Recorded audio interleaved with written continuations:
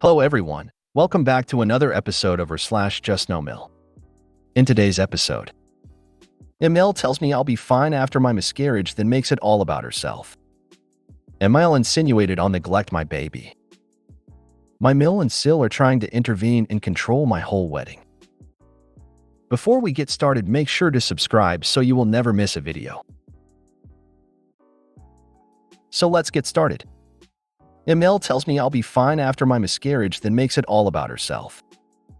A couple months ago, I found out I was pregnant again. Told my husband, then we told our kids, who were just as excited. 3 weeks ago was the end of the first trimester, so we told our extended families. Sadly, a week later, I had a miscarriage. Our families were told and offered their support. Yesterday, Emil told me I was going to be fine because I had several other children and this wasn't meant to be.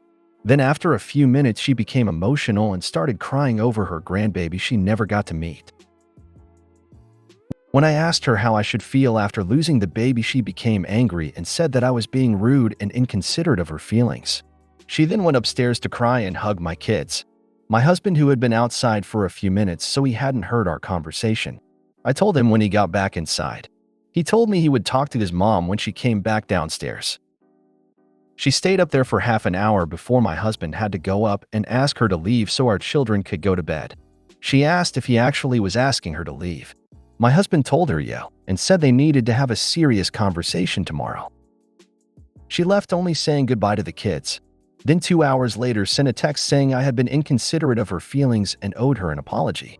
Our angry conversation hasn't happened yet. Sometimes today husband will be talk to her, but I can't with her. We have always had been at opposite ends of things, but even during hard times she can't just cause issues. Might I suggest husband's conversation with her starts with the words, "How dare you?" and ends with, "We'll let you know when you'll be welcome back in our home. It won't be soon." I'm stunned at the audacity of someone who implied you that your miscarriage should be no big deal to you, but was devastating to her.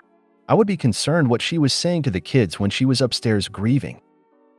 I had the same reaction to hearing she was alone with the kids while upset. Wonder how old the kids are, what was said to them.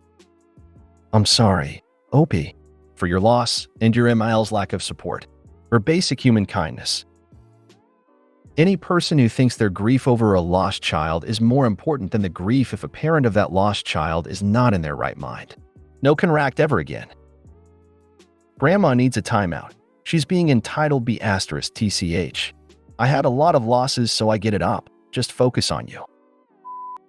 Emil insinuated I'll neglect my baby. Been trying not to talk to the Emil as much and keep her on a very limited info diet. Well, I'm pregnant now and nearly halfway done.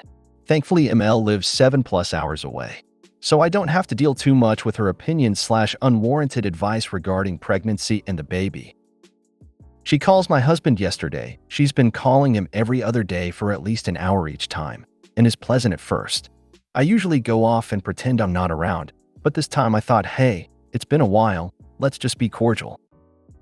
Emil is the type who is very 0-100. She could say something kind and then totally hurtful in the same breath, then makes me regret why I even bother. We have horses we keep at a separate facility. I expressed how excited I am when baby is old enough to go care for them with me. Well, this somehow sparked a whole rant from her and insinuating that I'll neglect my newborn to be with our horses. My husband quickly shot her down, but she kept going. How I'll put the horses first, how I won't be able to do anything when I have a baby, and the more my husband asked her to stop, she got even more angry. I quickly left the conversation.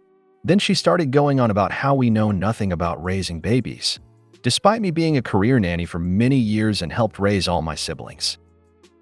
My husband is not easily rattled, and he's gentle with her despite her behavior, but he got so pissed. It was nice seeing him stand up for me and us. I wish he had just hung up, but he doesn't want to be disrespectful. She gets to always say hurtful things and just go about her day after. Call him the next day like nothing happened. In the past, when he couldn't visit her because he had work and we had bills to pay, she was so furious she told him she was done with him and didn't want him as her son anymore. Then made him apologize for making her say those things. That's the type of person she is. I try time and time again to be cordial. I don't want tension between us, but then I regret it. How hard is it to just be kind and not say something hurtful? In other news, she purchased like my entire baby registry, which I'm thankful for, of course, but sent everything to her house 7+ hours away. Then, said she couldn't come to our baby shower that hasn't been planned yet because she doesn't want to make the trip, even though we are expected to make this trip numerous times a year. So we won't have any of our registry items until she visits after the baby is here. She was the one who was pushing for a formal shower and kept asking about it every day. Gah, I don't know how I'll navigate visits with grandma. Edit. I really wasn't expecting this much feedback. I want to address. My husband is very aware of this issue and has been seeking guidance on how to handle it. He's improved leaps and bounds and will shut her down anytime she makes comments. However, I'll discuss with him about the not hanging up immediately, and I think he wants to talk to her about the recent conversation and make sure she understands it was wrong. He's tried doing this a few times and she always gets super defensive and upset. We shall see. She's holding all your gifts hostage and using that as leverage, so you'll allow her to come visit immediately or stay before/during/after birth. Make a new registry and tell her either keep her stuff or return it. You don't care. Don't tell her about the new registry. Agreed. It's awful she can't have any of the gifts from her registry. That is such a control move. Make a new registry and have your own baby shower. I would 100% make a new registry. You need stuff before baby comes, and all of it has to be set up and sterilized, and you have to learn how to use it. Even if you do get those items, she will hold it over your head how much she did for you for the rest of your life.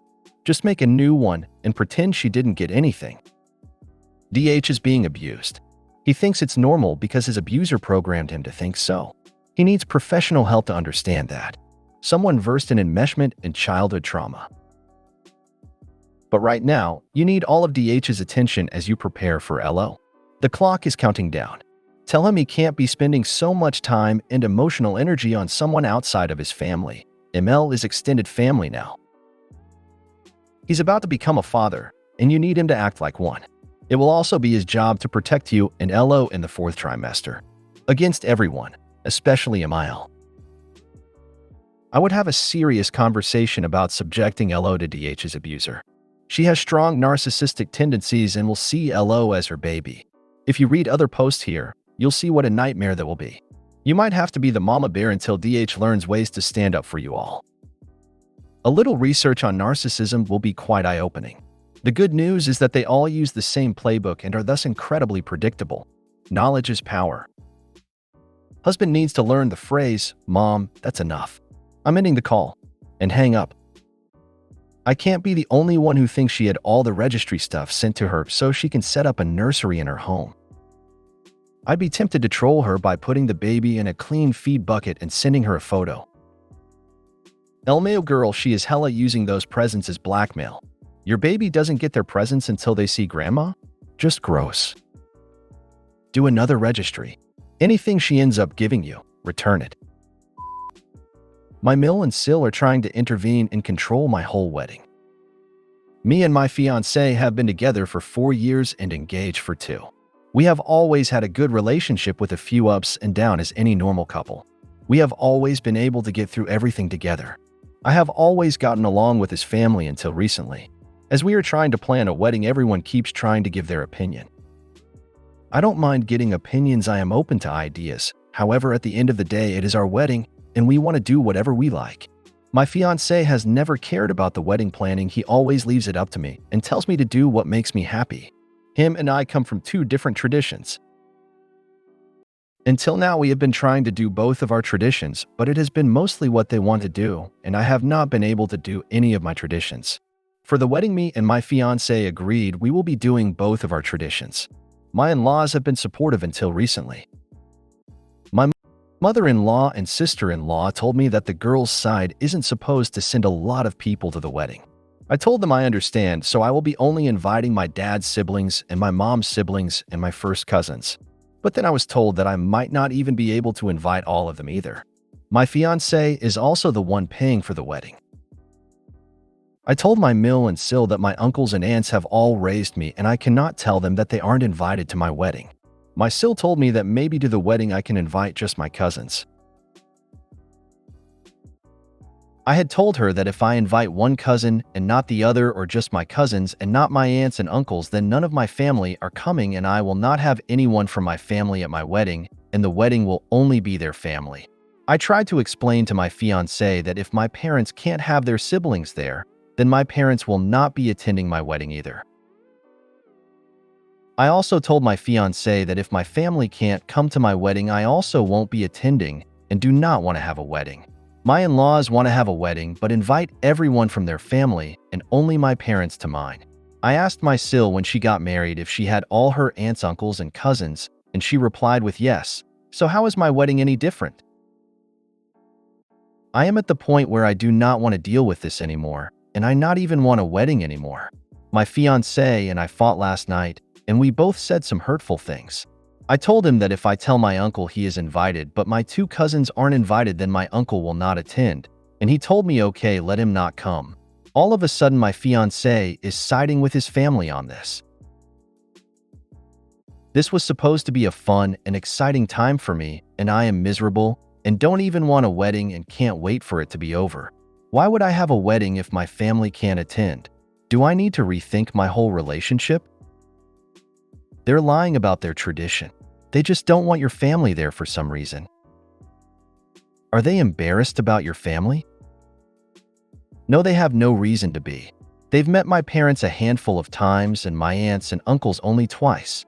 Every time they have met my family, everyone has gotten along great. You know, that is absolute horseshit. The bride can invite as many people as she wants. Please don't cave on this. I'd be giving careful thought to whether this wedding/marriage should go ahead. It doesn't sound like he sees you as an equal, and his family sound like jerks. The engaged couple can invite as many people as they can afford. The rest of the family stays out of it. I would be rethinking real hard. This is a preview of your marriage. I don't understand. I've never heard of a culture that only has the groom's side in attendance and bride's parents, but no one really else from bride's side. I think it's good you found out how icky these people are at 4 years in, and don't waste any more time with controlling people. If you made it to the end of the video, thanks for watching. Don't forget to like, subscribe, and share, and we will see you in the next video.